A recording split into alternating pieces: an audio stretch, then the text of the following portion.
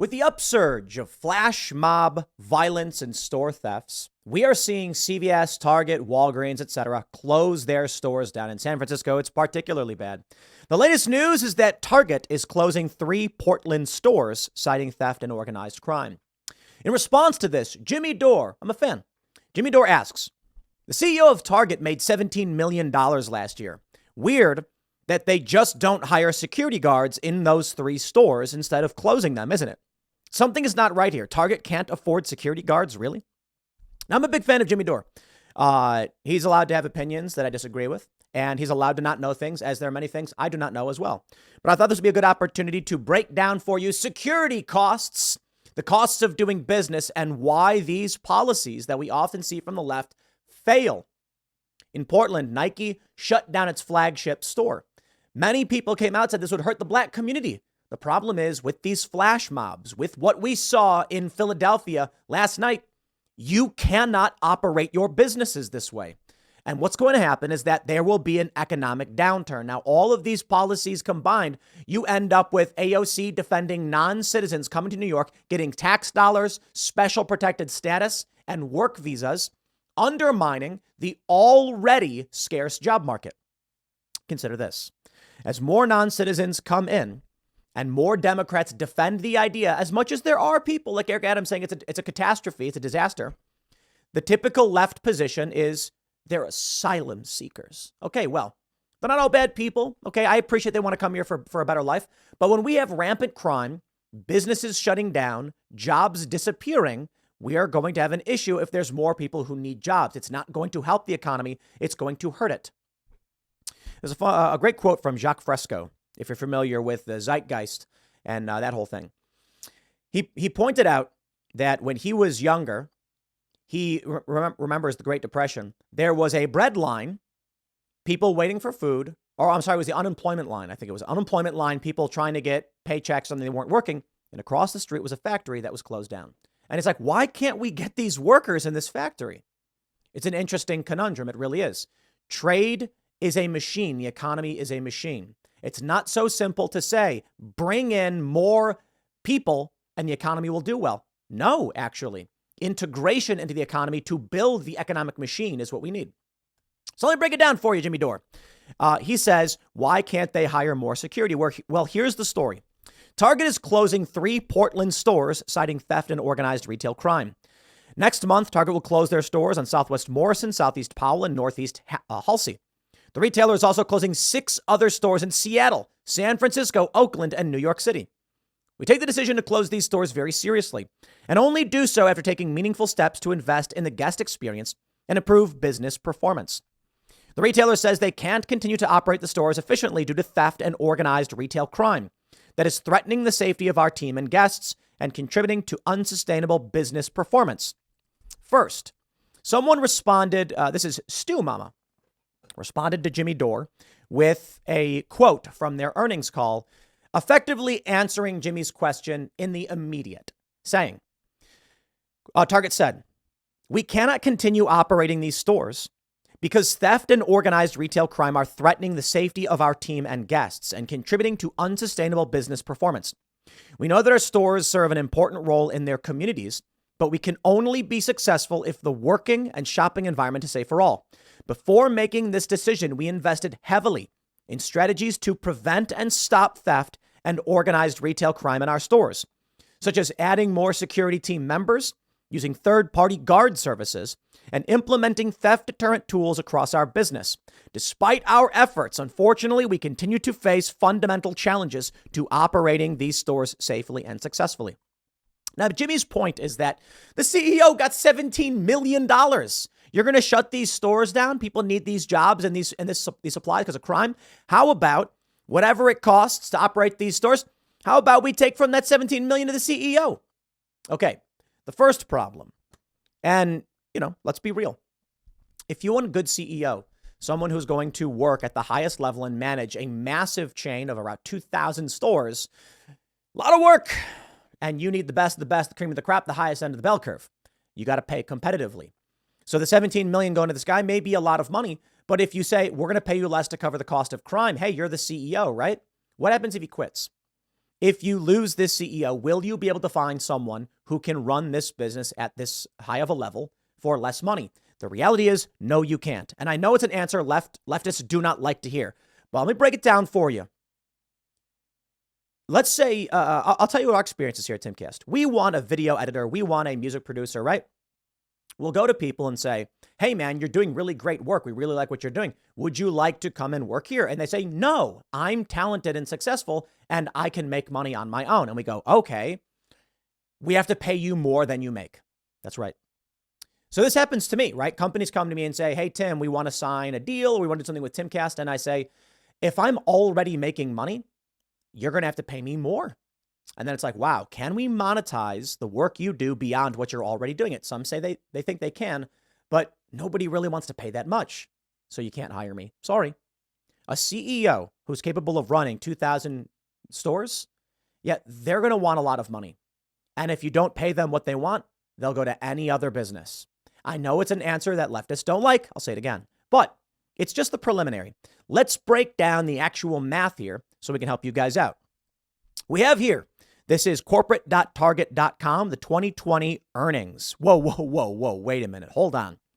Jimmy, the CEO made $17 million. Take a look at this. Total revenue for 2022 grew by $3 billion to $1.09 billion. Hold on a minute. You're saying that Target made $109 billion, and why don't they just take from that to pay the cost of security to maintain these stores, right?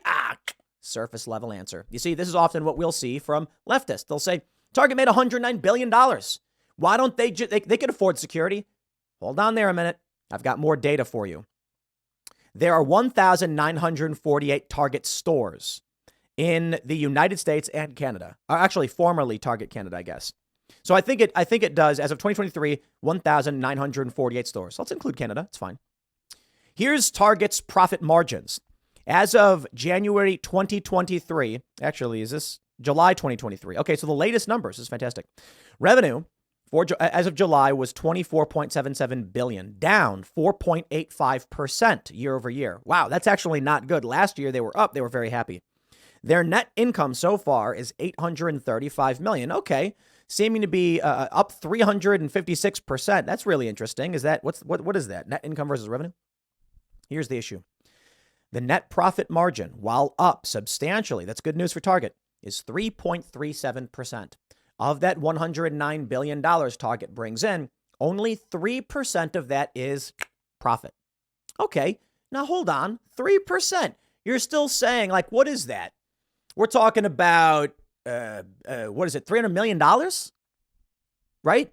That's a good amount of money. $300 million. Look at net change in cash, 296 sounds about right. So what do we got? No. I'm way off on this. It's 3%. So it's $3 billion. Sorry. Yeah, $300 million. No, $3 billion. I was off by an order of magnitude. That's a lot of money. $3 billion.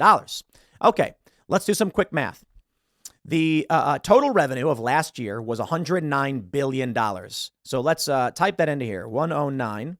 And we've got million, 100,000, $1 billion. Okay. Let me, I don't like doing this without commas. So we'll do it just this way. 9. Look at that. 109 million. $109 billion. And we'll plug that in here. Okay. I guess it doesn't matter. They don't do commas anyway. All right. And we're going to divide that by 1,948 stores. 1,948 stores. Okay. Which gives us, what are we looking at here? We're looking at $5 million per store. Hot dog. Wow. What is that really right? $5 million per $5.5 million per store. That's revenue. Their profit margin is 3.37. So let's take this number and do 3.37% of that. And let's see what we get. Okay. Oh. Wow. Huh. That can't be right. Seriously? It's 188,567. That's it? That's their profit margin off of these stores? So the stores pay the salaries of all of these people. the managers, the products, the people, and their margin is 3%. Sounds like it doesn't make sense, right? But if you take this and you look at their general profit, hundreds of millions of dollars, the CEO gets 17 million. Ladies and gentlemen, I give you my rough assessment. So this is what I responded to Jimmy with. I said, he says they can't hire security. Okay. The store would need 2 guards in front, 2 guards in back, 2 roaming, and 2 surveillance. And that is an oversimplification. You're probably also going to need a manager, someone to oversee the security staff. Now, there's 2 ways you can go about doing this. You can hire a security company, which takes care of the bulk cost. You'll pay a little bit of a premium, or you can do it all in-house. The average wage of security guards is about $25 per hour. Depending on the area, if you look at Oregon, where this was, they say 18. But that doesn't take into consideration hierarchy and managerial staff, which goes upwards of $30 an hour. Not to mention, if you're going third party, now you're looking at people who are making 6 figures or more. So if we average it out, it actually comes out to about 24 point some odd, let's say $25 an hour. 3 shifts, 24 guards per day. You are not just having your 8 guards all at working 24 hours. And some of these stores may be 24 hours. I'm not so sure about Target, but you have to have night shift. Night shift, that's the point. The flash mobs we saw in Philly happened late at night. Some of these businesses had their shutters down. So we're talking about varying degrees, so I'm doing a total generality here. With insurance and employment tax, because you're going to pay about 7.5% per employee. Okay, so how people understand this. If you hire someone at, $100 an hour, you pay them $100 an hour, and then you will pay the federal government an additional $7.50. It's employment tax, and then the employee covers half. It's 15 or something like that. So we're looking at if you have to have insurance. And if you include employment tax and insurance, it's about the hard cost of wages comes out to an average of $4,800 per day. But with insurance and employment tax, it's going to be closer to 6.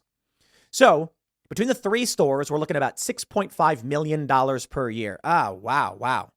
Their profit margin's only 3%. They're only making about $188,000 per store on this loose math that I'm doing, which I have to assume is wrong. I thought it was like $1 million per year, which made more sense, but maybe my math is wrong. My point is this.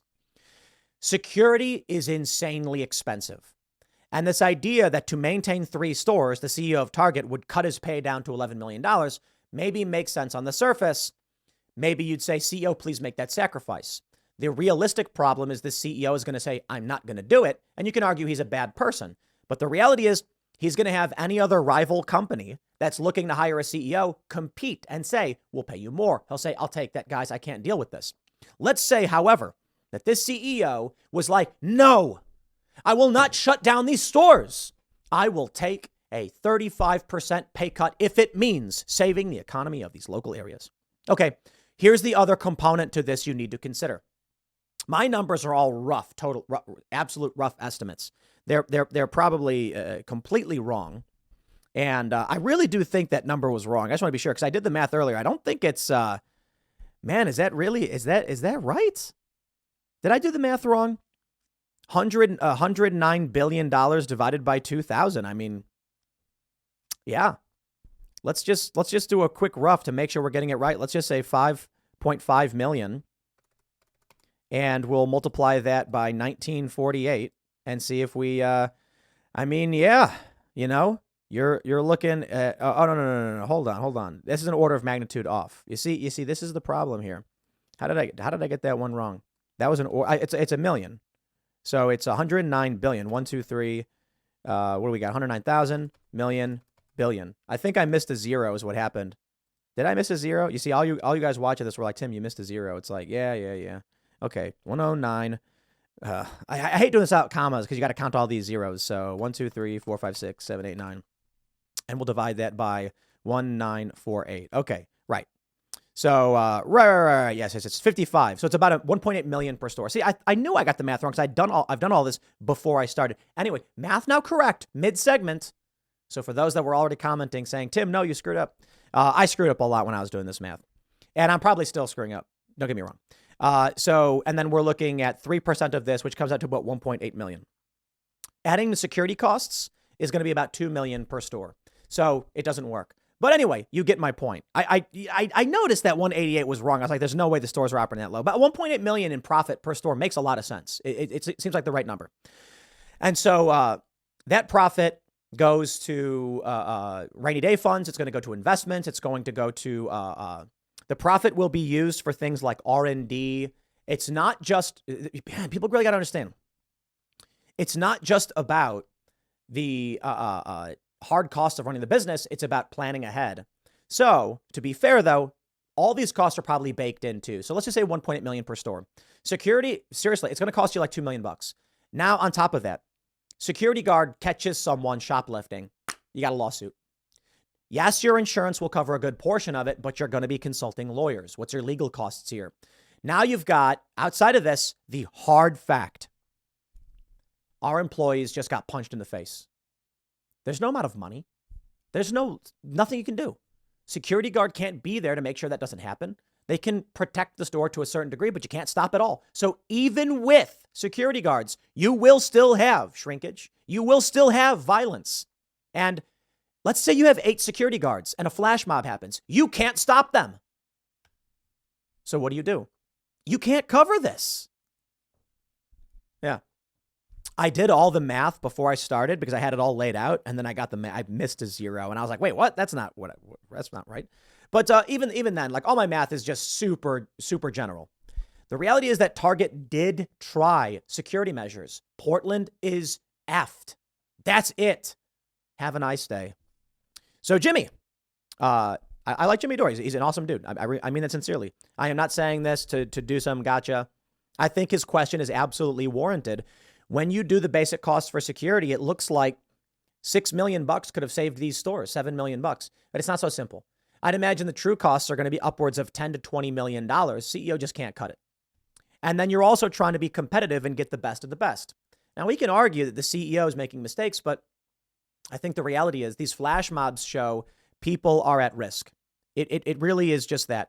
If an employee is at risk of being beaten, you're just like, dude, we can't do this. I cannot. And this is actually a consideration for us too.